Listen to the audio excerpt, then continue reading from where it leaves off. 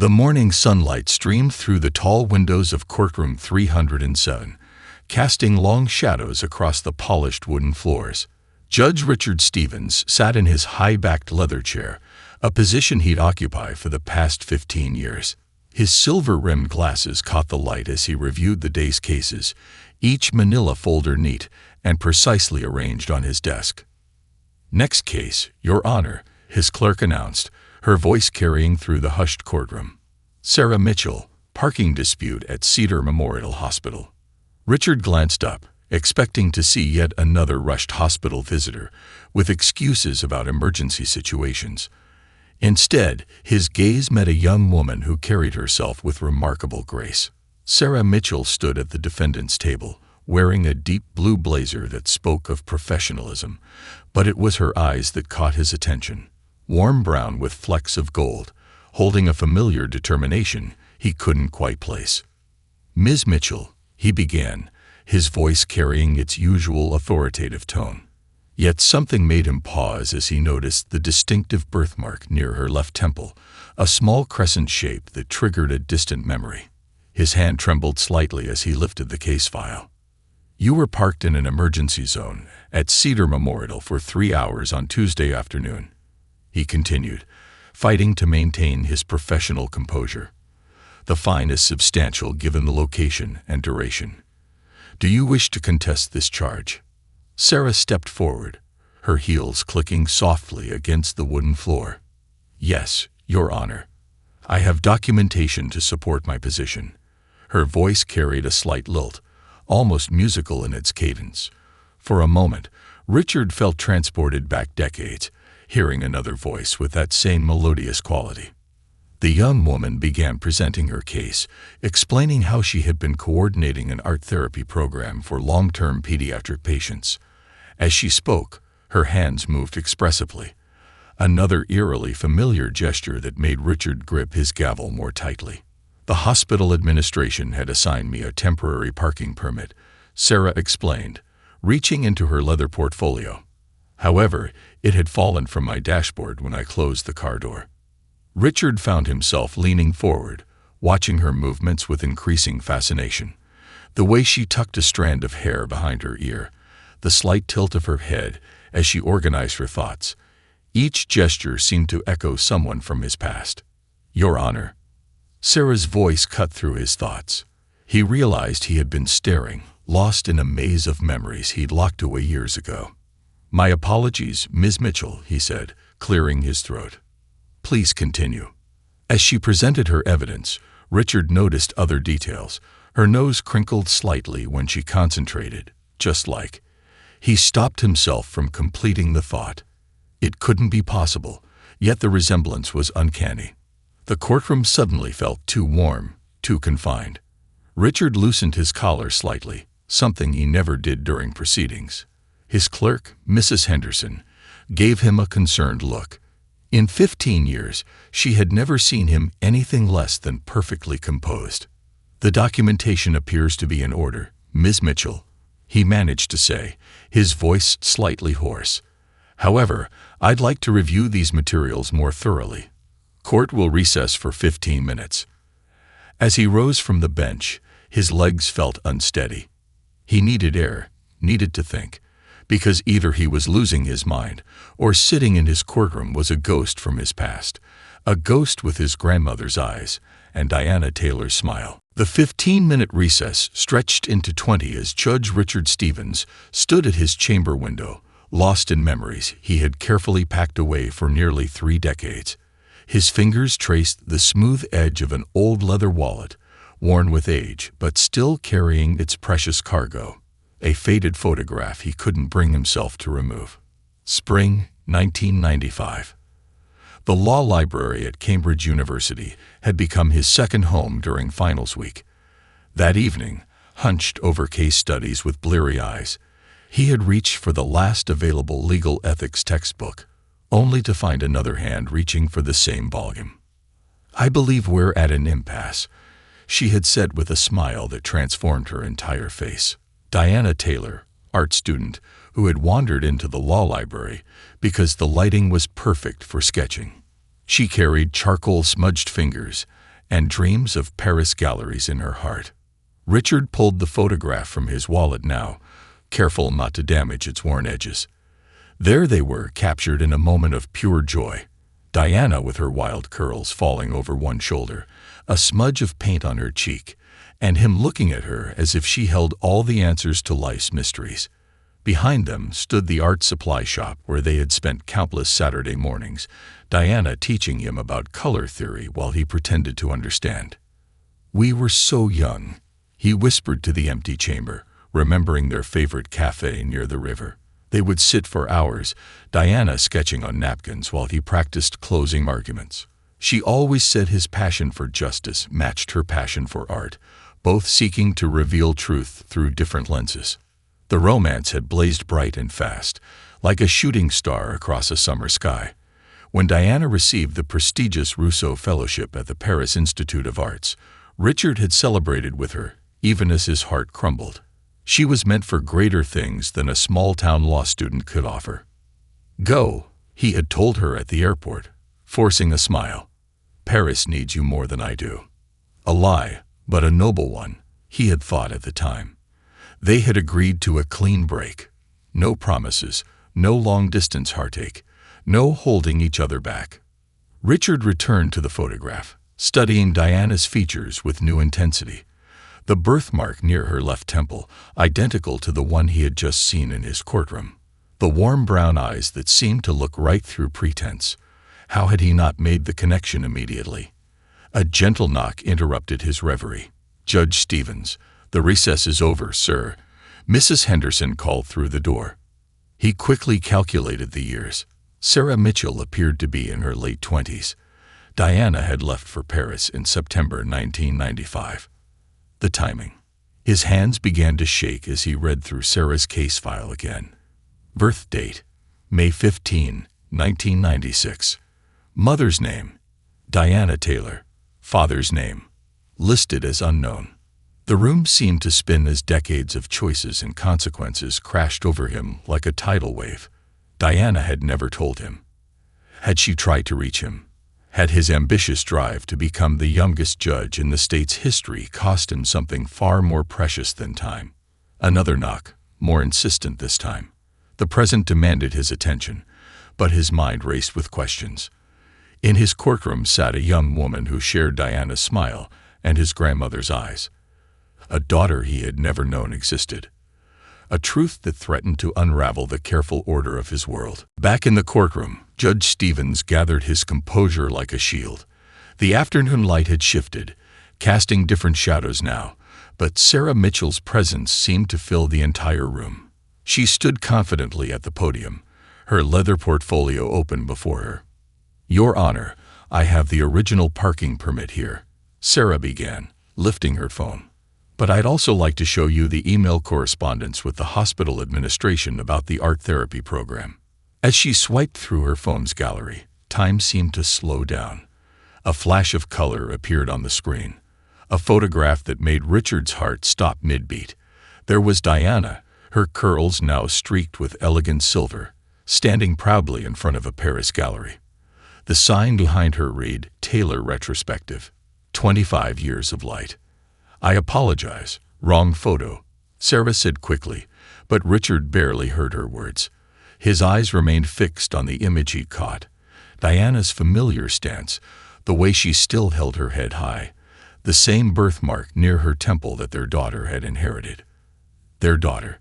The words echoed in his mind like thunder.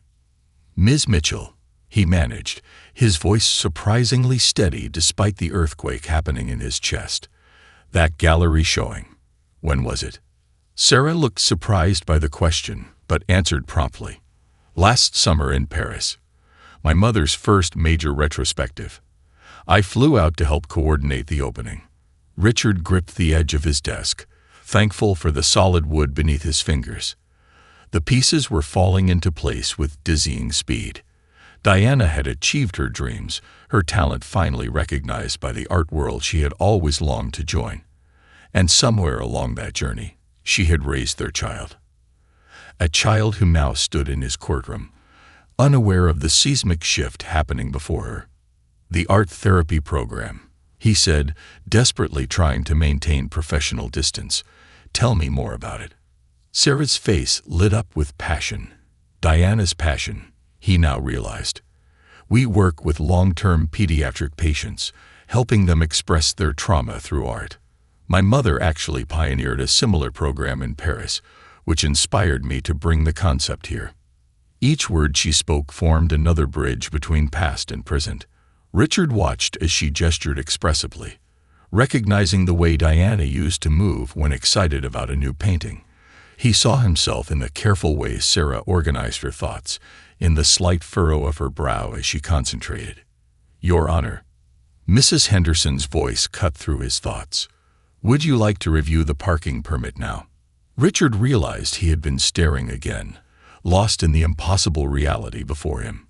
Sarah held out the phone, now displaying the correct documentation, but his eyes caught on her hand. She wore a silver ring with a small pearl, identical to one he had given Diana during their last Christmas together. "The court will take a longer recess," he announced abruptly, rising from the bench. "Ms. Mitchell, please leave your documentation with Mrs. Henderson. We'll resume in 1 hour." He needed that hour. Needed it to breathe, to think, to decide. Because in the span of one morning, his carefully ordered world had transformed into something unrecognizable. In his chambers lay a photograph from the past. In his courtroom stood a bridge to the future. And somewhere in Paris was Diana, who had carried this secret for 28 years. During the hour-long recess, Judge Richard Stevens paced his chambers like a man caught between two worlds. His laptop sat open on the mahogany desk, a simple search revealing what 28 years of silence had hidden. The screen glowed with an article about Diana Taylor's recent exhibition, accompanied by a photograph of mother and daughter at the gallery opening. "Mrs. Henderson," he called, his voice hardly above a whisper. His trusted clerk appeared immediately, concern etched on her face. "I need you to pull everything you can find on Sarah Mitchell, discreetly." While Mrs. Henderson worked her administrative magic, Richard found himself drawn to the courthouse's large window overlooking the city park. How many times had he and Diana walked there, discussing their dreams? Now their daughter had been walking these same paths, breathing the same air, completely unaware of her connection to the stern judge who presided over courtroom 307. "Judge Stevens," Mrs. Henderson returned, holding a thin folder. "I have what you requested." The folder contained Sarah's basic information. Born at American Hospital of Paris, graduated summa cum laude from Princeton with a double major in art history and psychology, founder of the Creative Healing Initiative at Cedar Memorial Hospital. Each detail was another thread connecting her to both her parents. Diana's artistic soul, his drive for excellence. His fingers trembled as he read her birth date again. May 15, 1996, 8 months after Diana had left for Paris. The math was undeniable, the truth uncomfortable but absolute. He sat heavily in his leather chair, memories washing over him like waves. Meanwhile, in the courthouse cafe, Sarah Mitchell stirred her coffee absently, her own mind working through a puzzle she couldn't quite solve. The judge's strange behavior, his intense interest in her mother's photo. Something wasn't adding up. She pulled out her phone, scrolling through old family photos, stopping at one from her childhood. A box of her mother's old belongings had yielded a surprising discovery last Christmas. A stack of letters never sent, addressed to a Richard in Cambridge. Sarah had assumed they were from her mother's college days, but now, she opened her browser, typing Judge Richard Stevens, Cambridge Law School, into the search bar. Back in his chambers, Richard stared at a yearbook photo he hadn't looked at in decades. There he was, standing proudly with the law review team, and in the background, barely visible through the library window, a young woman sat sketching. Diana, always in the periphery of his structured world, adding color to his black and white existence. "Judge," Mrs. Henderson interrupted gently, "there's something else you should see." She handed him another paper, a list of Sarah's emergency contacts. Diana's name was first, followed by Rose Stevens as secondary contact. His heart clenched. Rose, his grandmother's name. The woman who had raised him, who had always told him to follow his heart instead of just his head. Diana had remembered, had given their daughter this connection to his family without ever telling him. The hour was almost up. Soon, he would have to return to the courtroom, face Sarah again, maintain the facade of impartial justice. But now he knew. They all lived in a web of connections too intricate to be mere coincidence. The parking ticket that brought Sarah to his courtroom seemed less like chance and more like destiny's careful orchestration. As he straightened his robes, a notification popped up on his computer. Someone had just viewed his Cambridge alumni profile. The viewer's location: Cedar Memorial Hospital's administrative wing. Sarah was investigating too. The Cedar Memorial Arts Gallery gleamed in the early evening light, its modernist glass walls reflecting the setting sun. Sarah Mitchell moved through the space with practiced ease, adjusting the lighting on a series of watercolor paintings. The exhibition, Healing Through Art, Children's Journeys, would open next week, featuring artwork from her therapy program. The soft click of dress shoes on hardwood made her turn. Judge Richard Stevens stood in the doorway, his judicial robes replaced by a well-tailored charcoal suit. He held a small envelope in his hands, looking somehow both out of place and perfectly at home among the artwork. "Judge Stevens," Sarah said, surprise evident in her voice. "The gallery isn't open to the public yet." "I saw the announcement in the paper," he replied, his voice softer than it had been in court. "I have a particular interest in art therapy. May I?" Sarah nodded, watching as he moved through the space with unexpected reverence. He stopped before a vibrant painting created by an 8-year-old cancer patient, a burst of yellow and orange that seemed to radiate hope. "This one," he said, gesturing to the painting, "tells quite a story. Emma painted it the day she learned her treatment was working," Sarah explained, moving to stand beside him. "She said she wanted to show what happiness feels like." Richard's hand trembled slightly as he reached into the envelope, pulling out a small weathered sketch. "Reminds me of this," he said quietly, holding out a pencil drawing of a sunrise over Cambridge rooftops, signed Diana T. Sarah's breath caught. "That's my mother's work." "How did you?" "She used to say that art was emotion made visible," Richard interrupted gently, still staring at the child's painting. "That the truest artwork comes from the heart, not the hand." The gallery seemed to grow smaller, more intimate, as Sarah studied his profile. "You knew her in Cambridge?" It wasn't a question, but Richard nodded anyway.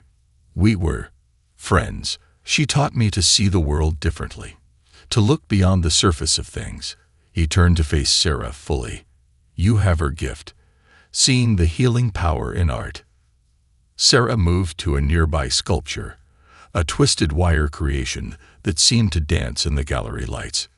"My mother never told me much about Cambridge," she said carefully, "just that it was where she found her voice as an artist."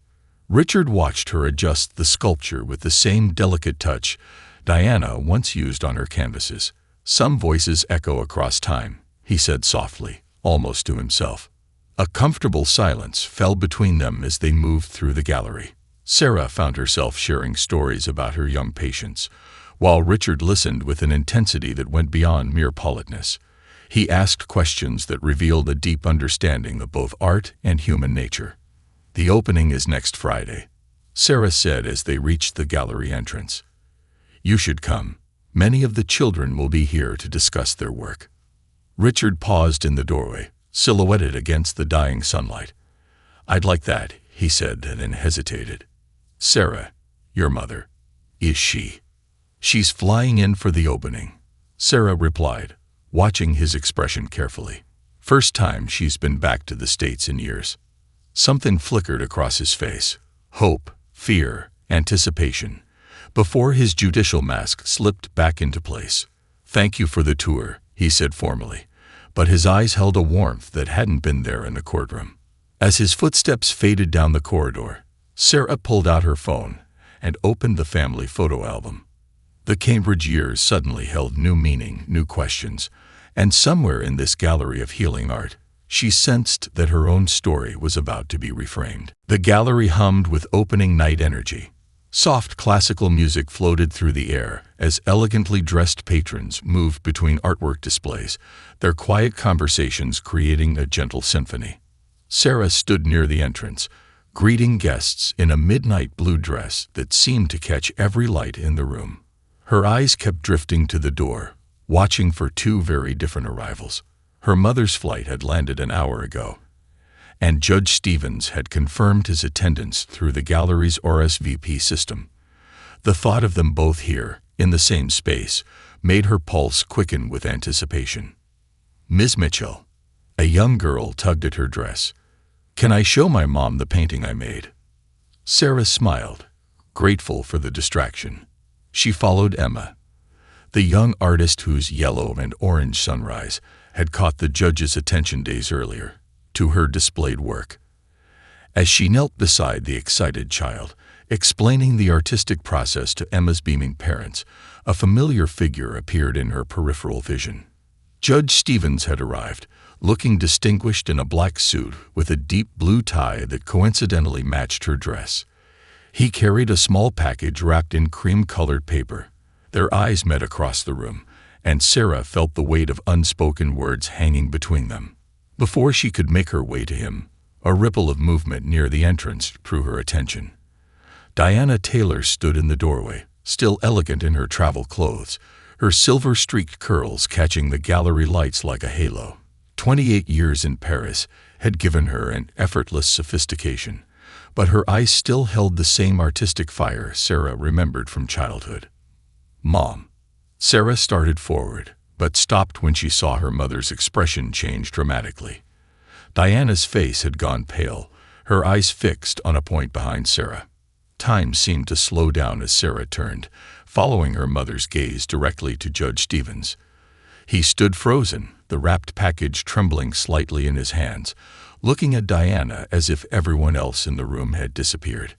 The gallery's pleasant murmur continued around them, but Sarah felt trapped in a bubble of silence with her parents, one who had raised her, and one who was just beginning to know her.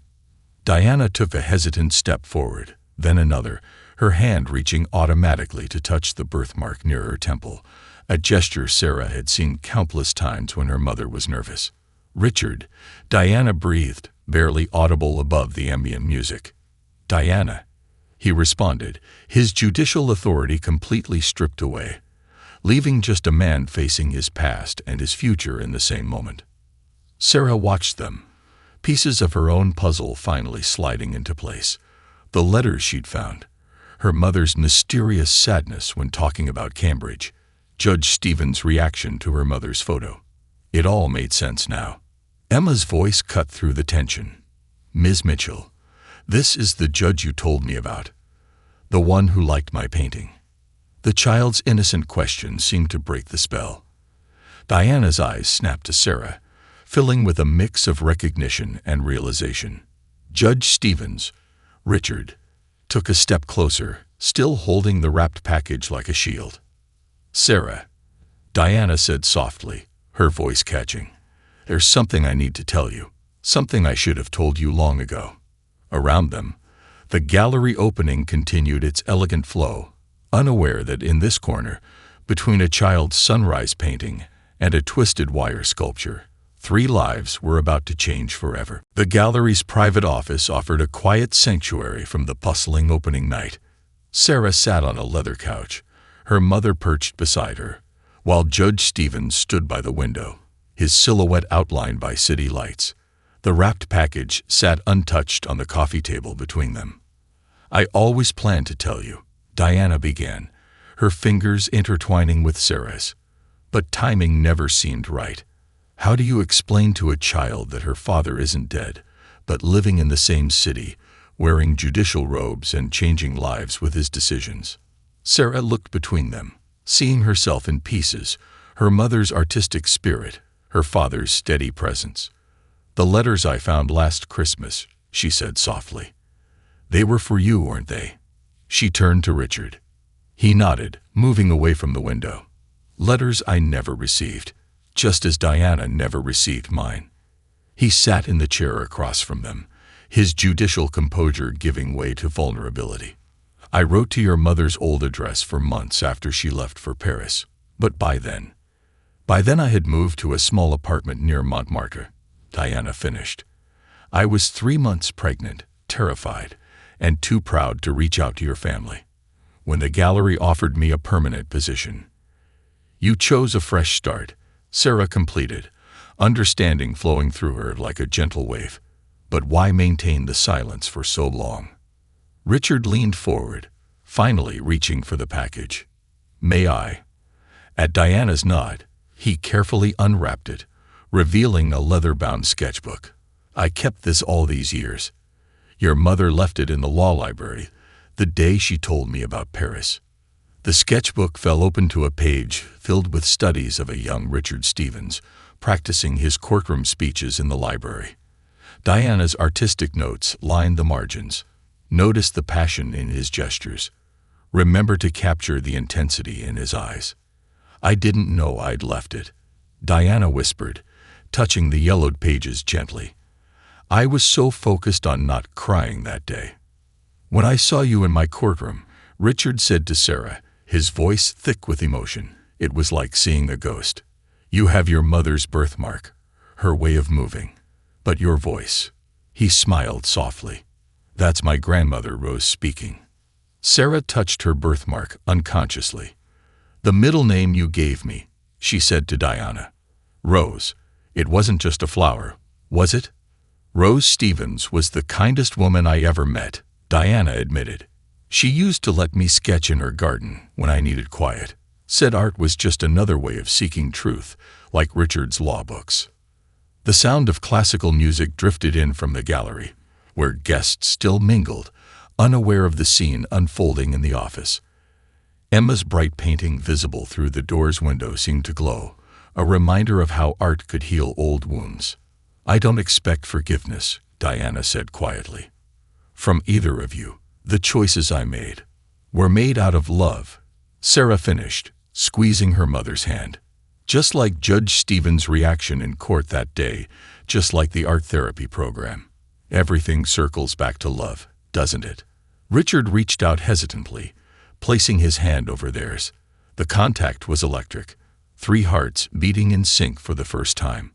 Diana always said art reveals truth, he murmured. I never truly understood until now. Through the office window, the city lights twinkled like stars, witnesses to a family finding its way back to wholeness, one revealed truth at a time. 3 months after the gallery opening, the corner table at Riverside Cafe buzzed with quiet laughter.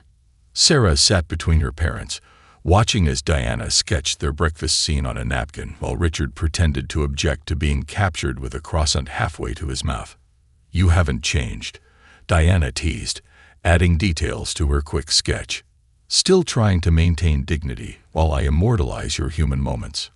And you're still finding beauty in the ordinary, Richard replied, his eyes soft with fondness. The initial awkwardness had gradually given way to a comfortable friendship, built on their shared love for their daughter and decades of unspoken understanding. Sarah watched them, marveling at how natural it felt now. The framed parking ticket hung in her office had become a conversation piece, a reminder that life's biggest changes often arrive disguised as ordinary moments. Her art therapy program had expanded, with Richard's quiet support providing both funding and legal framework for its growth.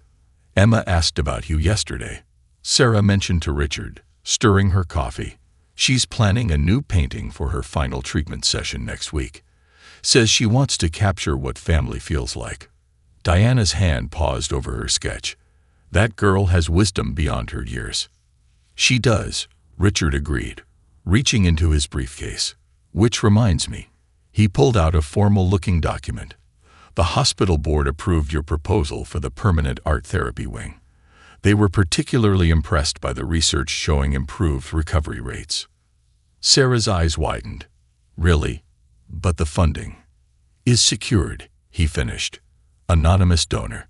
Though I hear they have a particular interest in how art reveals truth. Diana's knowing smile revealed the collaboration behind the scenes. Their combined resources, her art world connections, and his legal influence, had created something neither could have achieved alone. "I found more letters yesterday," Sarah said softly, pulling out a worn envelope from her bag. "In Grandma Rose's old garden shed. They're from you, Dad, to Mom." Rose kept them all, hoping someday. Richard's hand trembled slightly as he touched the envelope.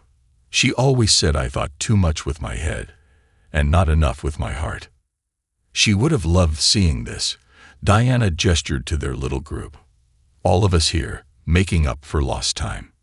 A young girl's excited voice cut through their moment. "Ms. Mitchell, Judge Stevens." Emma bounded over to their table, her mother following with an apologetic smile. The child's hair was growing back, a soft fuzz catching the morning light like a halo. "I finished my painting." She proudly held up her phone, showing a picture of her latest work. It featured 3 figures standing before a sunrise, one holding a gavel, one holding a paintbrush, and one in the middle with arms stretched wide enough to embrace them both. Sarah felt tears prick her eyes as her parents leaned in to admire Emma's work. The child had captured what they were all learning. That family wasn't about perfect timing or flawless choices, but about hearts willing to create something new from old pain. "It's beautiful, Emma," Diana said, her artist's eye noting the technical progress. "You've really captured the light." "That's because it's a happy painting," Emma declared with childhood wisdom. "Just like you all look happy now." Richard reached over, squeezing Sarah's hand while sharing a gentle look with Diana. "Yes," he said softly. "Yes, we are." Outside, the city was waking up, painting its own story across the morning sky. But in this cafe corner, 3 hearts beat in harmony, proving that sometimes the most beautiful masterpieces take a lifetime to create.